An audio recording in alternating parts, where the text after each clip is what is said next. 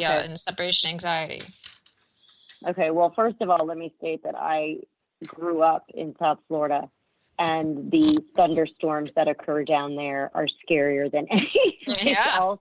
I mean, I mean, and in the summer, it's every day, and it's incredibly loud. It's terrifying. So it is definitely an extreme situation down there.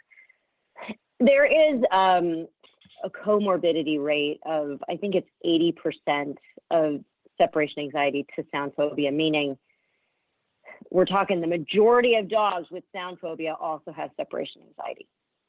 And sound phobia can trigger separation anxiety. So it's a very serious problem. I do have some dogs that I work with who, you know, certain times of the year they do really well with being alone, but you get them back to summertime when there's all the thunder and then fireworks and stuff, and we've got some compounding issues.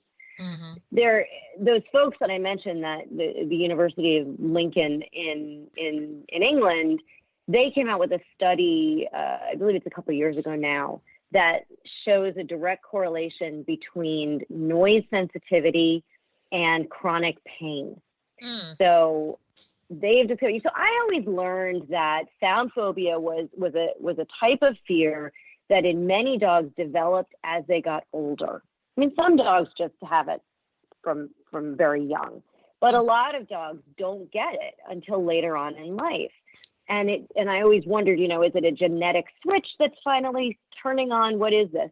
Mm-hmm. And one explanation now is that a lot of these dogs, as they get older, they develop arthritis. Their knees out of whack. You know, the kneecap is luxating, and then some loud bang occurs, and as we all do, they startle. But now their joints are achy, and so it hurts when they startle. Mm-hmm. And so then another noise happens, and they startle again, and it hurts again. And they develop this, you know, it's Pavlovian conditioning, like, you know, the bell tipping those dogs off that there's going to be food coming, so they start to salivate. Now we get to a place where these dogs hear a loud sound, and they believe that what comes next is pain, and rightfully so, they become very scared. Mm-hmm. That makes sense. So the recommendation is that dogs with noise sensitivity should be regularly seen by veterinarians to make sure that there isn't some chronic pain going on. There isn't some issue that is at the root of it. And for these dogs, there are medications, you know, anti-inflammatory medications, and also medications like one that's called gabapentin, which is both anti-anxiety and a painkiller. So it turns out to be a great medication for some of these dogs with sound phobia and separation anxiety. It helps a lot of dogs with those issues. Now, here's a question that, as you're speaking, I was thinking about when you said, how does it just come about with a dog with this noise phobia? Do you think they can learn it if there's another dog that they live with that's fearful or you know, has the noise phobia? Do you think the other dog can learn to be scared and get that phobia just because the other one has it? I don't think so. You know, I'm not an ethologist, so I wouldn't want to, you know, swear by it. We do know that dogs will, if another dog barks, that they'll bark along with them, that it's a very natural response when one dog is barking, that another dog does it. When one dog is, you know, searching for something under a tree, the other dog comes to investigate and then ends up doing it with them. So there may be behaviors that we're seeing. Maybe if the one dog is afraid of being alone or afraid of the sounds and starts barking from it, that it might trigger the other dog to bark. But I don't know that it would teach the other dog to be fearful as well. Yeah, I've wondered it because, you know, my one dog, all of a sudden she was fine, and then all of a sudden she wasn't. So I thought, is she scared now because Haley's scared? You know, I thought it was odd, but maybe it is something else. Maybe how old is she? Well, we don't know because all my dogs were dogs that were found and we didn't find the owners. So, they Hmm. think she's young, like maybe 2. She's young. Okay. Yeah. Yeah. So it's Yeah. hard to say, but it was odd because her response to thunder used to be to run outside and bark at the thunder. Mm. And now all of a sudden she's become very frightful or scared of it, and she's very fearful of it. So I didn't know. Hides in corners and that kind of thing, Yep. or what does she do Yep. now? Yeah. Yeah, shakes like crazy, shakes like crazy, may hide. You can't calm her. There's nothing you can do to calm her down.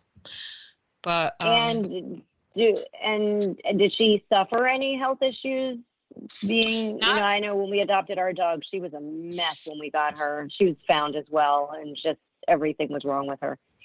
No, she didn't. Now Haley did, the one that I figured she was learning this this from. Yeah. Haley had been hit by a car, and she suffered a really Oh. bad break in her tail, right near her body, right near her Yeah. spine. So she was in pain for a long time. But Carly, no, I don't think there was anything with her. So Hmm. it's just interesting to Yeah. me. I mean, I find the whole separation anxiety thing very interesting. And I like to talk to people about it because so many dogs suffer from it. Oh yeah. I mean, millions and millions of dogs, Hmm. and I mean, I think the most important thing that all of us can do with these dogs is be empathetic. It's people, we want a quick fix for everything, right? Like, if I get an ache or a pain, doctor, just get rid of it. How do you fix it?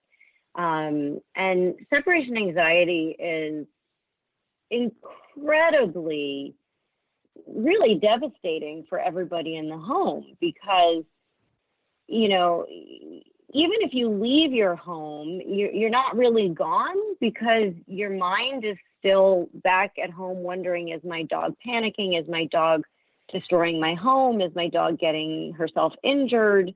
So you're not really able to live in the moment anymore. And Hmm. I mean, it's a hard way to live. Um, and so the first thing that we have to do for these dogs is to help them not feel scared. And there's really 2 ways to do this. The first way is to stop leaving them alone. Um, if your dog likes other dogs, do doggy daycare. It takes a village, get family and friends and neighbors and do dog swaps and stuff like this to keep your dog from being fearful. Hmm. When we stopped leaving Emma alone, yeah, we had the logistical issue of how do we do this, but we also stopped having the worries of our dog peeing on our couch, our dog chewing our door frame, and our dog just being terrified and making, howling all day and distracting neighbors. Yeah. I have people who are getting threats of being evicted because their dog won't stop the entire day. Right. So as soon as we stop leaving the dog alone, those behaviors go away. Yeah. That's not feasible for everybody, right? Like it's a really challenging issue. And so there are medications that can, as one veterinary behaviorist described it, that these are lifesavers because Hmm. it's keeping these dogs from getting sent back to the shelter and getting euthanized. Right. Now, Um, Tracy, I hate to cut you off because there's so much to yes. talk about, but we're at the end of our show already. It goes by so fast. It's Yeah. so fast. So I want you to be able to tell people how they can get in touch with you before we have to say goodbye.